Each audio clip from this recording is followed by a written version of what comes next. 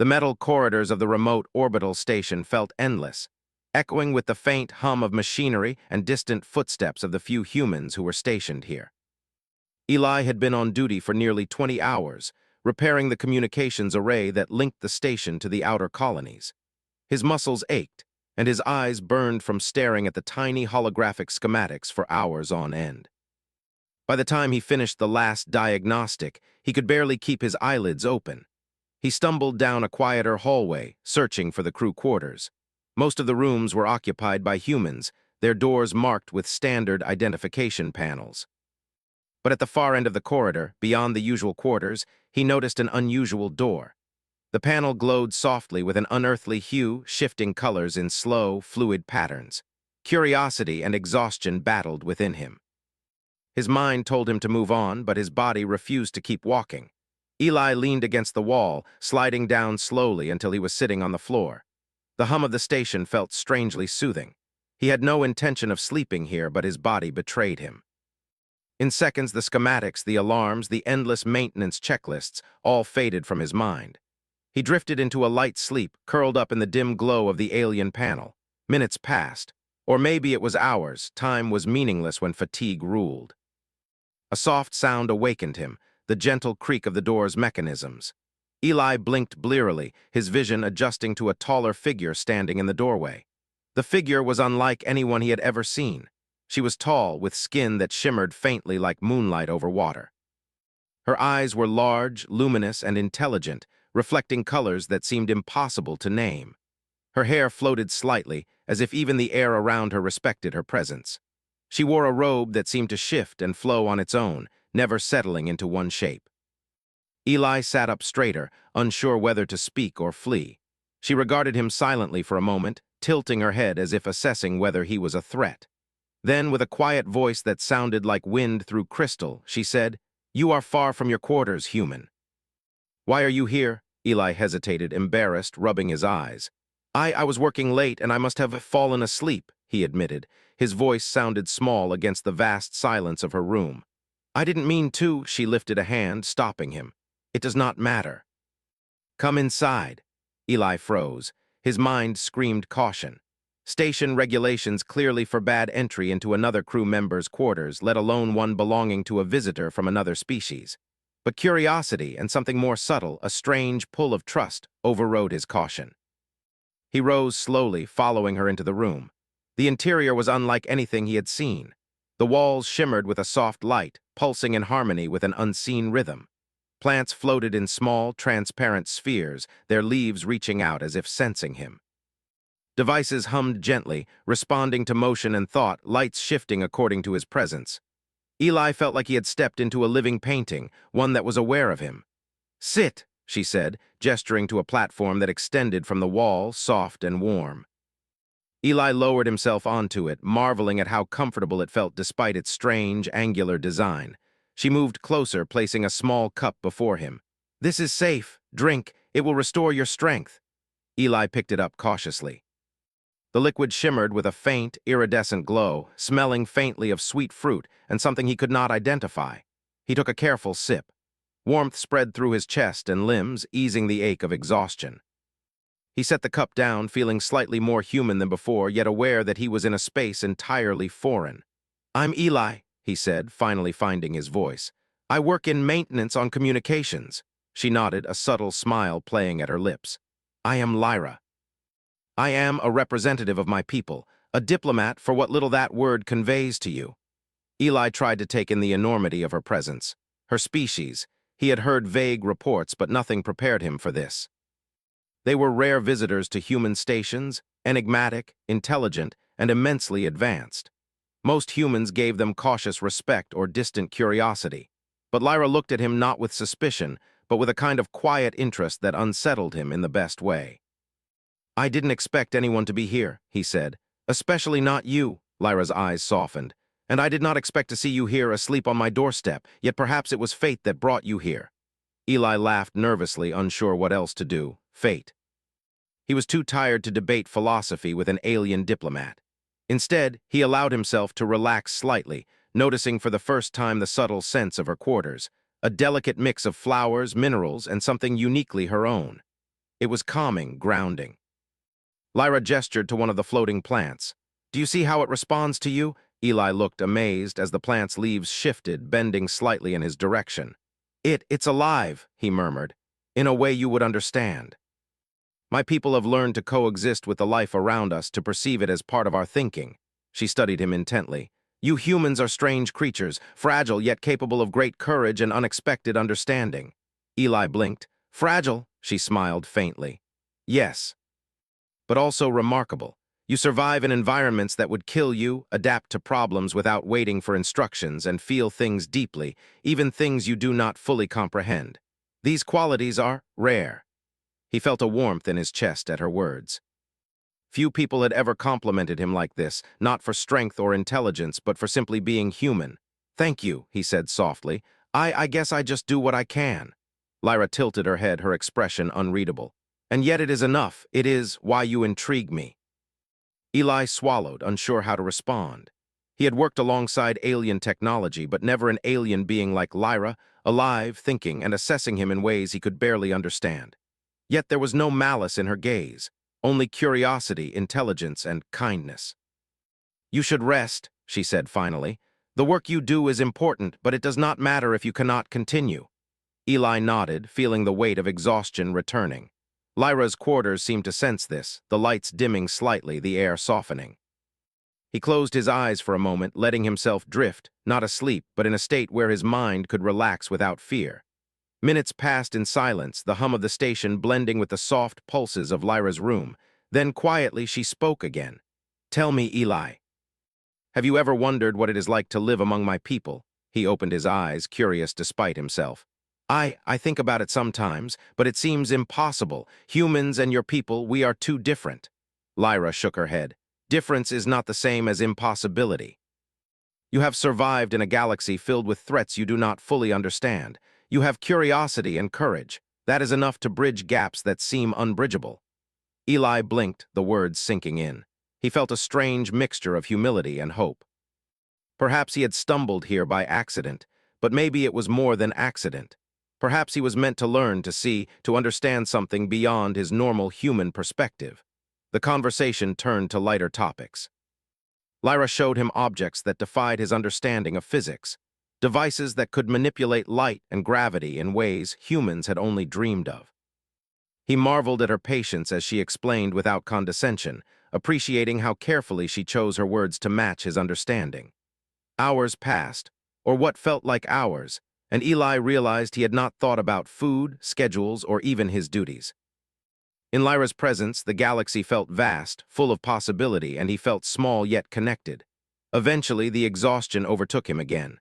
Lyra gestured toward a resting platform, one that adjusted to his body perfectly. "Sleep now. I will ensure your rest is uninterrupted." Eli settled onto the platform, feeling a safety he had not known in months.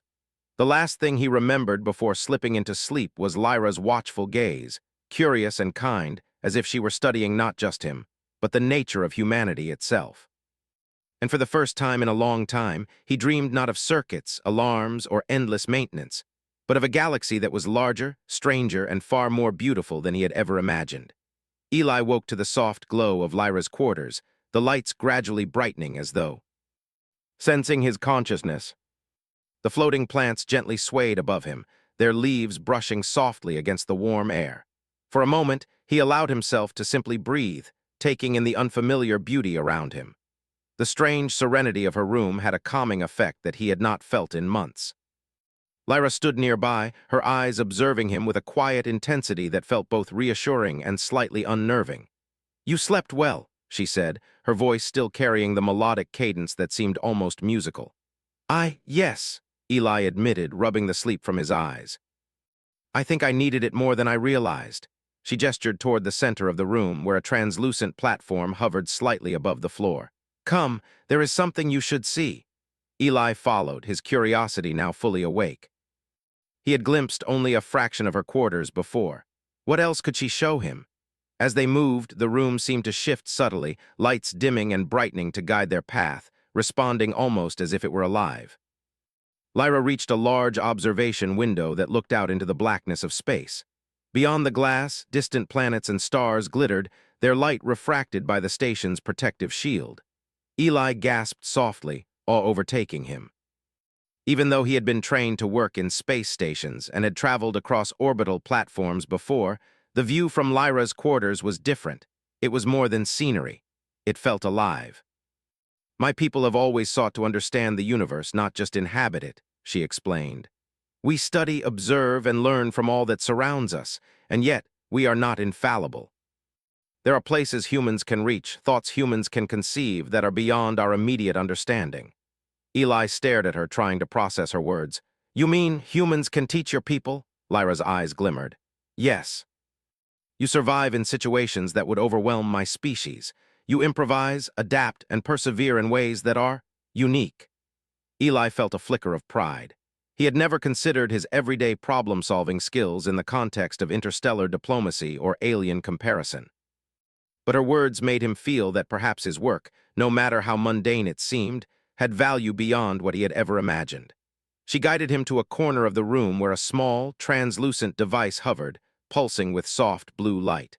"This is an interface of our technology. It responds to thought and touch. You may try it." Eli hesitated, reaching out tentatively. The moment his fingers brushed the surface, the device reacted. Lights danced across its surface, projecting a three-dimensional map of the station, highlighting energy flows, structural data, and potential maintenance points. He frowned slightly, already thinking in engineering terms.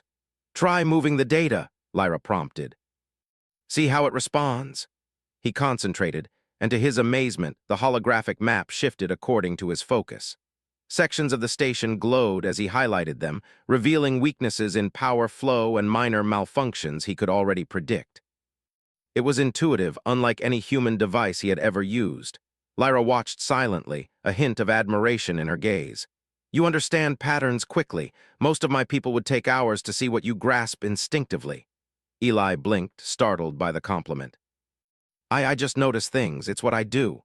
Her lips curved slightly.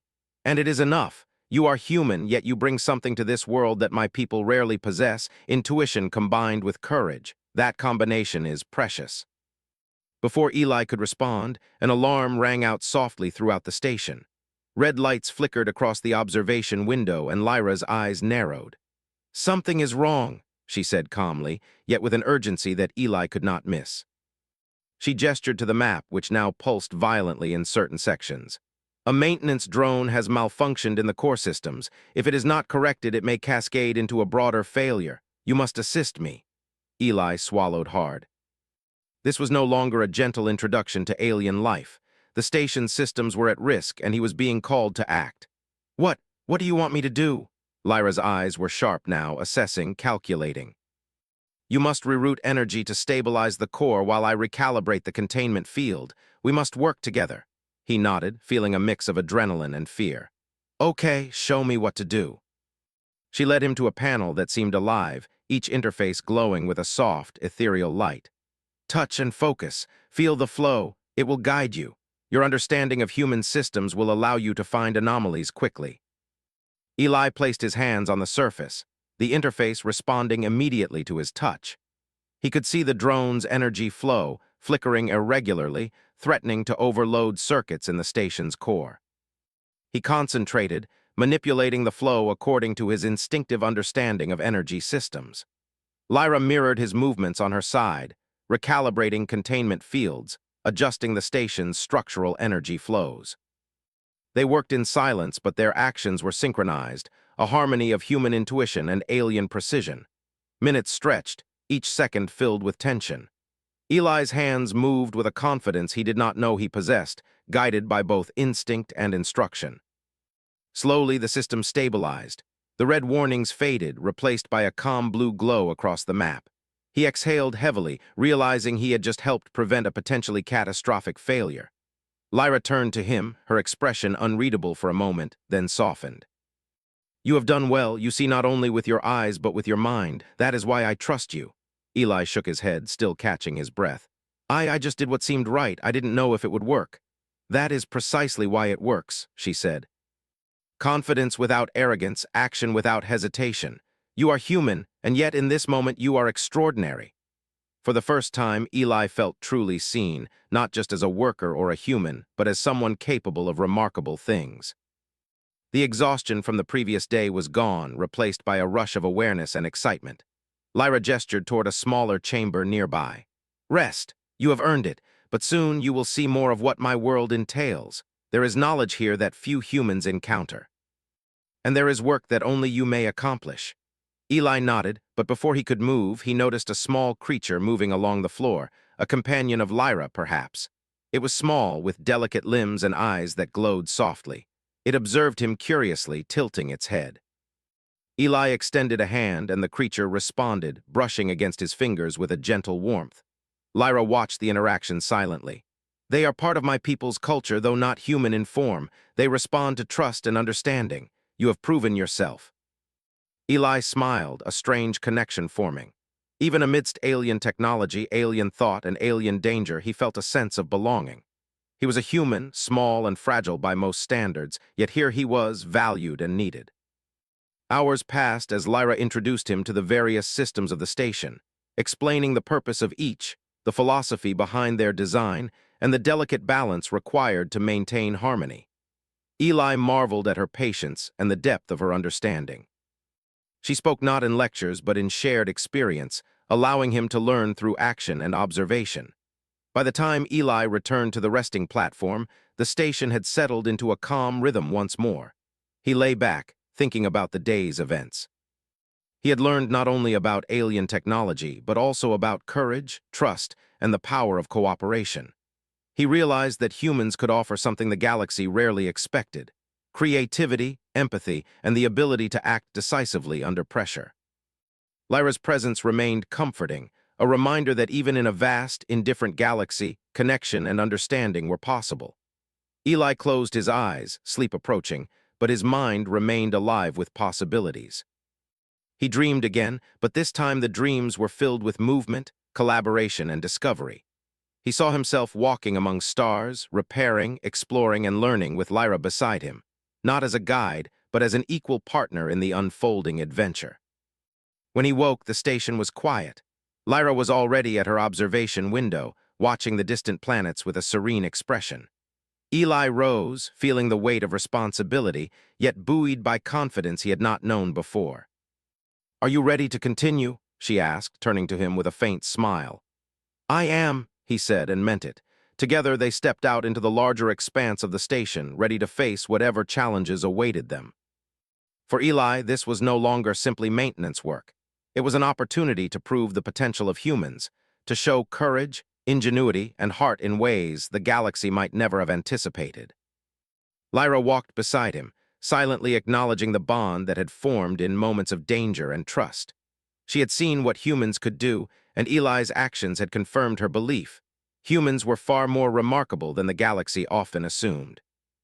And so, Part 2 closed with the first true test completed, a growing bond of trust, and the realization that their adventure was only beginning. The station, the stars, and even the universe seemed to stretch ahead with promise, awaiting the human who had dared to sleep outside an alien door, and the alien who had seen him and invited him in. The station was alive with quiet energy as Eli moved beside Lyra. The corridors, once familiar from his maintenance work, now seemed transformed. Every panel, every floating light, every gentle hum of machinery had a purpose beyond what he had imagined. It was no longer just a workplace. It was a living network of intelligence, a challenge and an opportunity in equal measure. Lyra led him to the central control hub, a place humans rarely entered. The room was vast, circular, with floating holographic consoles rising from the floor like crystalline towers. Each display pulsed softly, tracking the station's systems, energy flows, and communications with distant colonies. Eli felt a thrill of awe. Here, at the heart of alien technology, he was expected to act not just as a human engineer, but as a partner trusted to make critical decisions. "Today," Lyra said, her voice calm but firm, "you will see the real test. The station has detected anomalies in the energy shield that protects us from solar flares. If the shield fails, the entire station could be damaged. You must assist me in stabilizing it." Eli's stomach tightened. He had dealt with malfunctions before, but the station's shield was unlike any system he had ever touched. It was alive, reactive, and delicate. A single miscalculation could cascade into disaster. He nodded, drawing a deep breath. "I'll do my best." Lyra's eyes softened. "I know you will. That is why I brought you here." She guided him to a console that hovered in midair, a transparent interface displaying the shield's energy flow. Streams of color moved across it like liquid light, some flowing smoothly, others flickering erratically.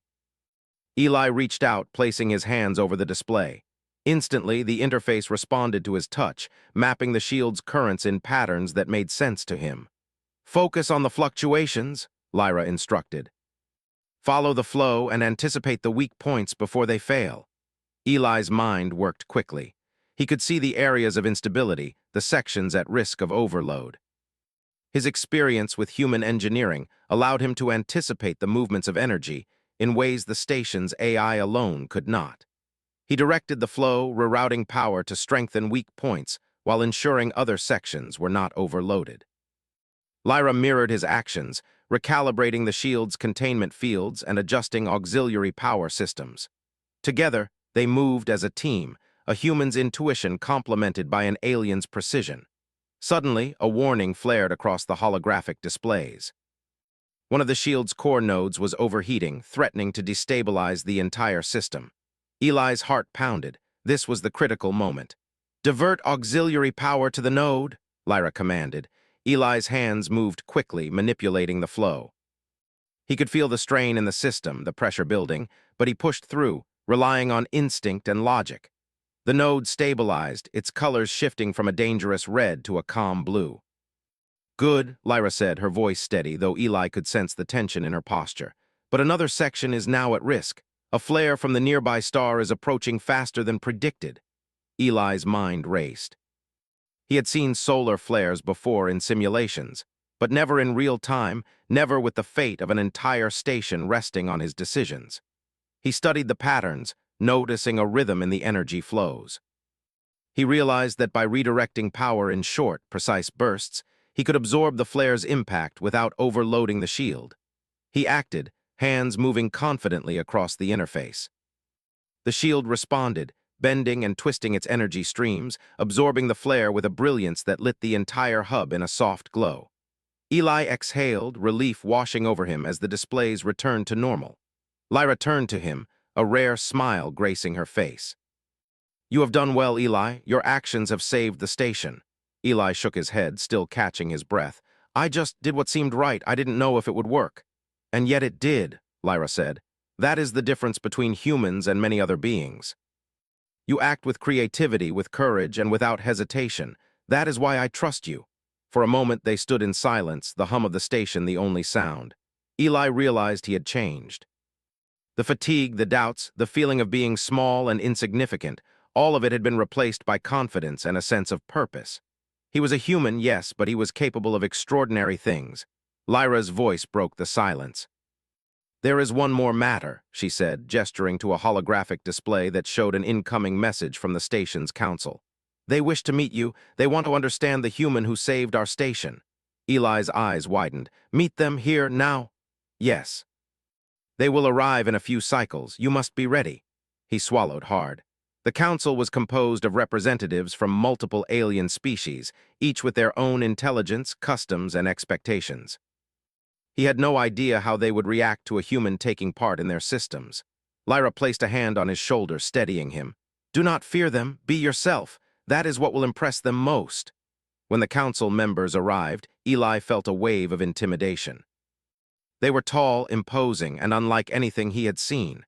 Each radiated intelligence and authority, but as he stepped forward, he remembered Lyra's words.